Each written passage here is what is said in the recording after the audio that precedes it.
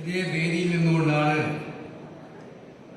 ഉപതെരഞ്ഞെടുപ്പ് സമയത്ത് ശ്രീ ചാണ്ടി ഉമ്മനെ സ്ഥാനാർത്ഥിയാക്കാൻ വേണ്ടി പുതുപ്പള്ളിക്കാരും കേരളത്തിന്റെ നാനാഭാഗങ്ങളിലുള്ള കോൺഗ്രസ് പ്രവർത്തകരും UDF പ്രവർത്തകരും ഒക്കെ ഒത്തുകൂടിയ സമ്മേളനത്തിൽ ഇതേ വേദിയിൽ നിന്നുകൊണ്ടാണ് അന്ന് ഉദ്ഘാടന പ്രസംഗം നടത്തിയത്.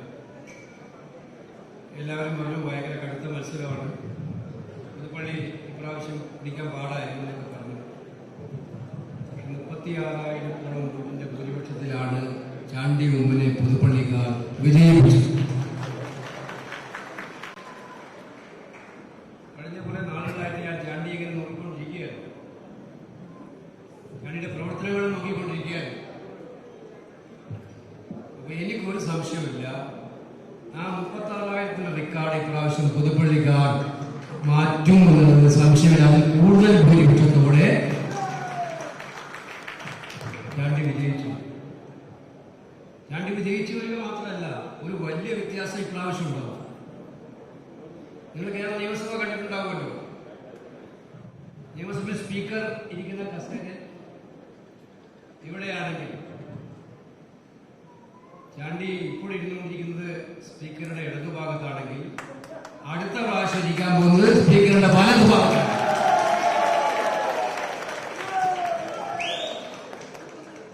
അത് കേരളം തീരുമാനിച്ചുറപ്പിച്ച കാര്യം. ഞാനിപ്പം 4ാമത്തെ കൺവെൻഷനിലാണ് പങ്കെടുക്കുന്നത്. ഉച്ചയ്ക്ക് 11 മണിക്ക് തുടങ്ങി. കേരളം ആകമാനം UDF അനുകൂലമായിട്ടുള്ള തരംഗത്തിന്റെ ഒരു പ്രതീതിയാണ് ഉണ്ടായിരിക്കുന്നത് എന്ന് മനസ്സിലാക്കി. നമ്മുടെ തെരഞ്ഞെടുപ്പ് കമ്മീഷൻ ഈ ഇലക്ഷൻ പ്രഖ്യാപിച്ചു. നമ്മളൊക്കെ ധരിച്ചത് മാർച്ച് മാസം ആദ്യം ഇലക്ഷൻ പ്രഖ്യാപിക്കുന്നതായിരുന്നു. 2-ാം തീയതിയോടോ 3-ാം തീയതിയൊക്കെ പേരുണ്ടായിരുന്നു. എല്ലാവരും തയ്യാറെടുപ്പോഴാണ് ഇലക്ഷൻ കമ്മീഷന്റെ വിസിറ്റ് തന്നെ കേരളത്തിലേക്ക് 7-ാം തീയതി 8-ാം തീയതി വെച്ചു. അപ്പൊ എല്ലാവരും ധരിച്ചത് ഈ വിഷു കഴിഞ്ഞിട്ടായിരിക്കും ഇലക്ഷൻ. വളരെ പെട്ടെന്നാണ്, പൊടുന്നനെയാണ് 15-ാം തീയതി തെരഞ്ഞെടുപ്പ് പ്രഖ്യാപിക്കുന്നത്. 16-ാം തീയതി മുതൽ നോമിനേഷൻ പറഞ്ഞു.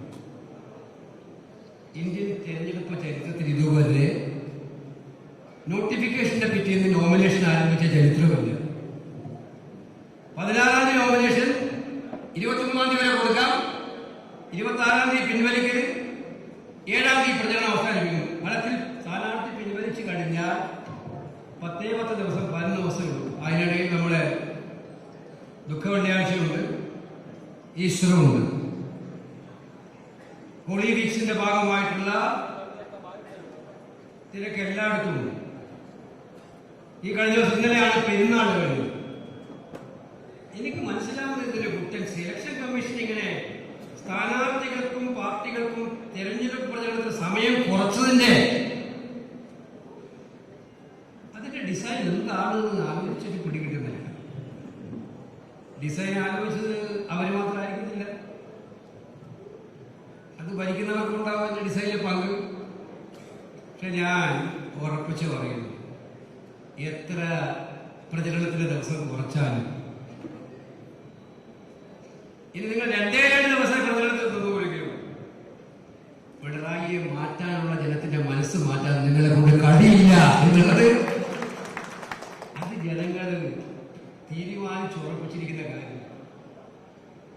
അത് പുതുപ്പള്ളി തെരഞ്ഞെടുപ്പിൽ നമ്മൾ കണ്ടത് തന്നെയാണ്. അതിനേക്കാൾ കൂടുതൽ വികാരം ഇപ്പൊ ജനങ്ങളുടെയുണ്ട്. കാരണം നമ്മൾ നോക്കേണ്ടത് ഈ കേരളത്തിൽ, ഞാൻ വരുമ്പോൾ ചാണ്ടി പ്രസംഗിച്ചുകൊണ്ടിരിക്കുകയായിരുന്നു. എനിക്ക് ചാണ്ടിയുടെ പ്രസംഗം കൊണ്ട് വളരെ ആകർഷകമായിട്ട് തോന്നി. കേരളം നേരിടുന്ന ഏറ്റവും വലിയ പ്രതിസന്ധികളിൽ ഒന്ന് നമ്മുടെ വീടുകൾ അനാഥമാകുന്നതാണ്. പ്രായമായ അച്ഛനമ്മമാർ എന്തിനാ മക്കളെ വളർത്തുന്നത്? എത്ര പാടുപെട്ടാണ് മക്കളെ വളർത്തുന്ന അച്ഛനമ്മമാർ? വയസ്സുകാലത്ത് ഞങ്ങൾക്ക് അത്താണിയാകാൻ കുട്ടികളുണ്ടാവും, നല്ല ജോലിയും സൗകര്യവും ഒക്കെ ഫാമിലിയൊക്കെ അവർ നമ്മുടെ കൂടുതലുണ്ടാവും. അപൂർവം ചിലർ വിദേശത്തൊക്കെ പോകാറുണ്ട്. പക്ഷെ ഇപ്പൊ അപൂർവം ചിലർ വിദേശത്ത് പോകുന്നില്ല, അപൂർവം ചിലരെ ഇവിടെ ഉള്ളൂ. ഭൂരിപക്ഷവും വിദേശത്താണ്. ആരാണ് ഉത്തരവാദി? കുട്ടികളാണോ? അല്ല, കുട്ടികൾക്ക് പോലെ മാർഗമില്ല. MTech പഠിച്ചാലും MBA പഠിച്ചാലും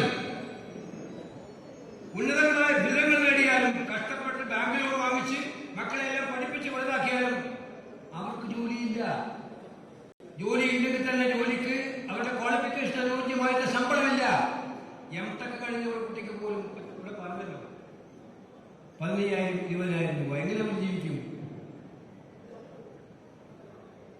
ഈ ചെറുപ്പക്കാർ നമ്മളോട് സംസാരിക്കുന്നത് അവർക്ക് പ്രതീക്ഷയില്ല കേരളത്തെ കുറിച്ച്. ഈ പ്രതീക്ഷ നശിപ്പിച്ചതാരാണ്? ഈ പ്രതീക്ഷ ഇല്ലാതാക്കിയതാരാണ്? 10 കൊല്ലക്കാലത്തെ നിങ്ങളുടെ ഭരണം. പിണറായി, 10 കൊല്ലത്തെ നിങ്ങളുടെ ഭരണമാണ് കേരളത്തിലെ ചെറുപ്പക്കാരന്റെ പ്രതീക്ഷകളെ മുഴുവൻ തകർത്തെറിഞ്ഞത്. എംപ്ലോയ്മെന്റ് എക്സ്ചേഞ്ചിൽ പേര് രജിസ്റ്റർ ചെയ്ത് കാത്തിരുന്നാൽ ജോലിയില്ല. പബ്ലിക് സർവീസ് കമ്മീഷൻ പരീക്ഷ എഴുതി 1ാം റാങ്ക് വാങ്ങിച്ചാൽ പോലും ജോലിയില്ല. നിങ്ങൾ കണ്ടു, 1ാം റാങ്ക് വാങ്ങിച്ച കുട്ടികൾ, PSC പരീക്ഷയിൽ പാടുപെട്ട് എഴുതി 1ാം റാങ്ക് വാങ്ങിച്ച കുട്ടികൾ, അവർക്ക് ജോലിയില്ല. പക്ഷേ സഖാവിന്റെ വീട്ടുമുറ്റത്ത് നടക്കുന്ന സിബന്ധികൾക്ക്, ബന്ധുക്കൾക്ക്, വേണ്ടപ്പെട്ടവർക്ക് എല്ലാവർക്കും പിൻവാതിലിലൂടെ ജോലിയുണ്ട് കേരളത്തിൽ.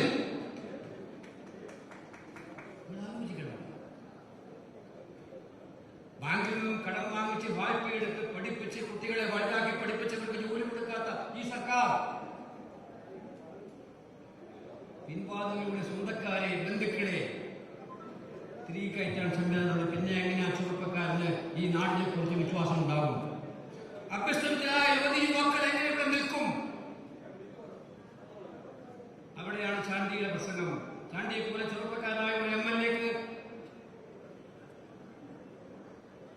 അതിനെക്കുറിച്ച് നൊമ്പരങ്ങളുണ്ട്, വേദനയുണ്ട്. അത് പരിഹരിക്കാൻ വേണ്ടിയിട്ടുള്ള ഇച്ഛാശക്തിയുണ്ട്. UDF ഉറപ്പിച്ച് പറഞ്ഞത് അത് തന്നെയാണ്. ഈ പോക്ക് അനുവദിക്കാൻ കഴിയില്ല. കേരളത്തിലെ നമ്മുടെ വിദ്യാർത്ഥികൾക്ക് ഇവിടെ നിന്ന് പഠിച്ച് ഇവിടെ ജോലി കൊടുത്ത് ഇവിടെ കുടുംബം പോറ്റാനുള്ള അവസ്ഥ ഉണ്ടാക്കുന്നതിന് വേണ്ടിയിട്ടുള്ള ഒരു സാഹചര്യം ഐക്യ ജനാധിപത്യ മുന്നണി വന്നാൽ ഉണ്ടാക്കിയിരിക്കുമെന്നാണ്